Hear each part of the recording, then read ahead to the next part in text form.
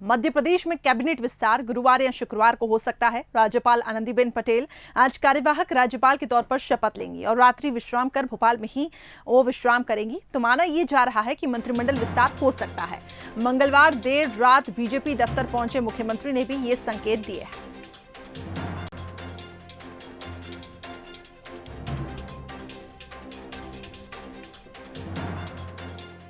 बहुत जल्दी सर कल का जो राज्यपाल आ रही हैं सर, कल नहीं होगा, कल के बाद होगा। बहुत जल्दी सर कल का जो राज्यपाल आ रही हैं सर, कल नहीं होगा, कल के बाद होगा। मंत्रिमंडल में नए और पुराने चेहरों का समायोजन रहेगा। प्रदेश अध्यक्ष बीडी शर्मा का दावा यही है और उनके मुताबिक जो भी होगा जल्द सामने आएगा।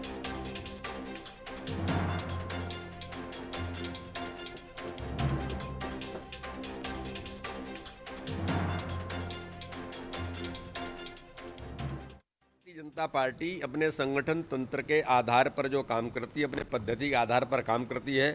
जो भी होगा वो जल्दी ही आपके सामने आ जाएगा। मेरा ये कहना है कि नए पुराने अनुभवी काम करने वाले सब जो आवश्यक है संगठन के लिए, वो संगठन का हमारा नेतृत्व जल्दी ही निर्णय करेगा।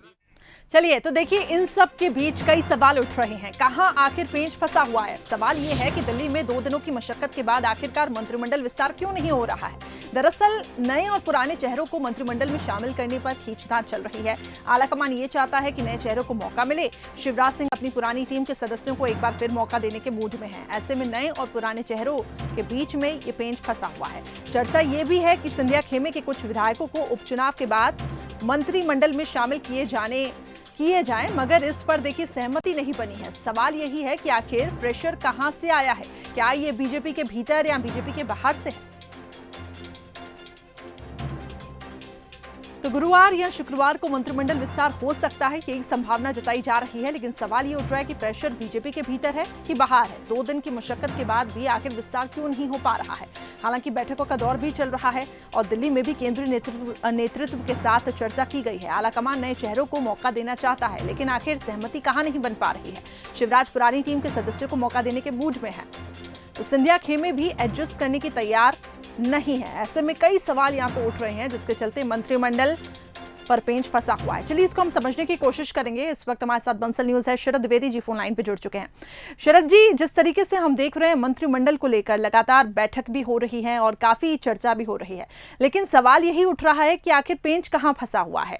क्या पुराने सदस्य और नए सदस्यों को लेकर बीजेपी अब कैसे आगे एडजस्ट करेगी? इस पे ये सवाल बरकरार है। आप इसको कैसे देखते हैं और आपकी समस्या आखिर कहां ये दिक्कत आ रही है? सबसे महत्वपूर्ण बात यह है करिश्मा कि बुधवार जो है ये सबकी निगाहें हैं कि क्या जजमेंट डे, निर्णय का दिन बुधवार हो सकता है। बिल्कुल हो सकता है।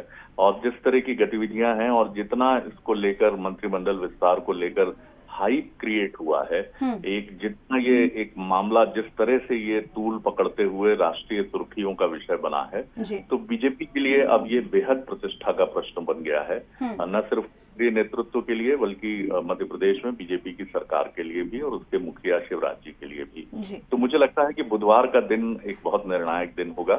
और दूसरी बात है कि फार्मूले की तो निश्चित तौर पर कोई ऐसा पहलू नहीं छोड़ा जा रहा है इस समय जिस पर विचार न किया जाए।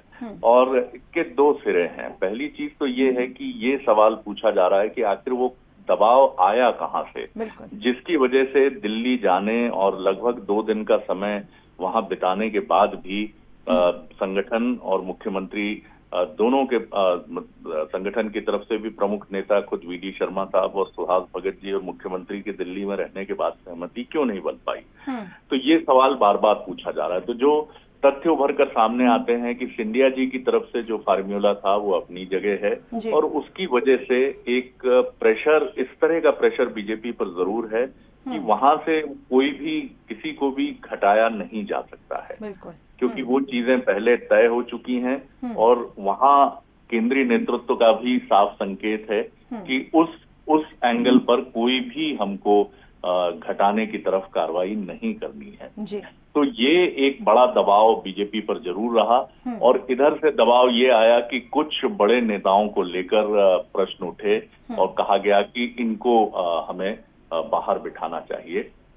और कुछ दूसरे चेहरों को मौका देना चाहिए, जो 3 बार के विधायक हैं, 5 बार के विधायक हैं, 8 बार के विधायक हैं। और इसी में कुछ ऐसे नेताओं पर भी प्रश्न उठ गए जो 8-8 बार के विधायक हैं, जिनका 35-35 साल का जीवन है और पहले भी मंत्री रहे हैं। तो सवाल ये पूछा जाने लगा कि आखिर बीजेपी क्या सोच रही है। तो एक फार्मूला तो ये भी हो सकता है जिस पर विचार किया गया, हालांकि अभी निर्णय नहीं हुआ है, क्योंकि अगर जंबो मंत्रिमंडल बनेगा, यानी बहुत सिर्फ 1 या 2 सीट खाली रखी जाएंगी, जैसा कि नियम है कि कुल सदस्यों की संख्या का 15% आप मंत्री ले सकते हैं। तो अगर ये संख्या 30 से ऊपर हुई और 33-34 के आसपास हुई, तो बीजेपी के लिए ये भी प्रश्न उठेगा कि आपने सबको समायोजित करने के लिए, इसलिए बीजेपी हिचक रही है। बीजेपी के लीडर्स हिचक रहे हैं कि इतनी बड़ी संख्या में वो कैबिनेट में सदस्यों को न लें। लेकिन ये पहलू जरूर विचारणीय है। तो बहुत जंबो साइज न भी हो, लेकिन ये संख्या 29-30 तक पहुंच जाए तो आश्चर्य नहीं होना चाहिए। जी बिल्कुल शरद जी, कई ऐसे फैक्टर्स हैं जिनको ध्यान में रखा जा रहा है और शायद इसी वजह से ये पेंच फंसा हुआ है। बहुत बहुत शुक्रिया हमारे साथ जुड़ने के लिए। तो देखिए, आलाकमान नए चेहरों को मौका देना चाहता है, लेकिन सवाल यही है कि पुराने चेहरों को किस तरीके से एडजस्ट किया जाएगा। एक तरफ सिंधिया खेमा है जिनको एडजस्ट करना ही है और उनको मंत्रिमंडल में जगह देनी ही है, लेकिन सवाल फिर ये उठता है कि पुराने चेहरों में से आखिर फिर किसको मौका दिया जाए। और अगर आलाकमान ये चाहता है कि नए चेहरों को मौका दे तो कैसे एडजस्टमेंट हो। हालांकि इसको लेकर ही मंत्रिमंडल का जो विस्तार है वो अभी अटका हुआ है और इस पे ही अभी संशय बरकरार है। हालांकि बुधवार को बताया जा रहा है कि ऐसा हो सकता है कि मंत्रिमंडल का विस्तार हो। इसको लेकर चर्चाएं भी जोरों पर हैं। बहरहाल अभी चर्चाओं का दौर शुरू है और अब देखने वाली बात होगी कि बीजेपी इसमें कैसे सोचती है और किन फैक्टर्स को ध्यान में रखा जाता है।